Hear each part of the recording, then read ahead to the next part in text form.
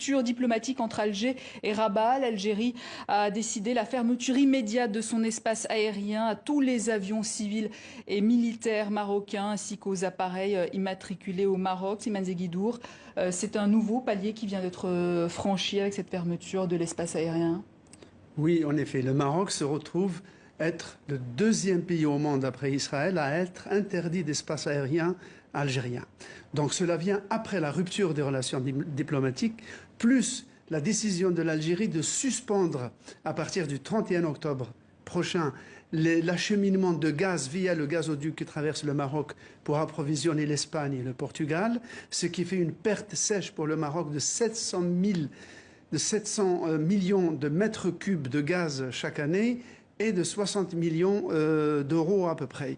Donc c'est un coup très dur. Maintenant, avec cette interdiction de vol de l'espace aérien algérien, eh bien, comme l'Algérie est le plus grand pays d'Afrique, cela le rend absolument très difficilement contournable pour l'aviation marocaine. D'autant plus que Royal Air Maroc est une compagnie en pleine expansion qui dessert à peu près 30 destinations africaines dont beaucoup traversent l'Algérie.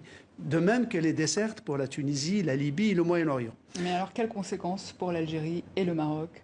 Alors, pour le Maroc, ça veut dire que Royal Air Maroc doit détourner ses avions par la Méditerranée ou par l'Atlantique, ce qui va occasionner des trajets beaucoup plus longs, avec des consommations en kérosène beaucoup plus onéreuses, ce qui pourra se répercuter sur le prix des billets. Pour l'Algérie, ça fait aussi une perte sèche de tous les droits de passage requis par les avions marocains. Et en même temps, avec cette mesure que l'Algérie vient de prendre, l'Algérie s'est délestée de la plupart des moyens, des leviers de pression importants qu'elle avait sur le Maroc.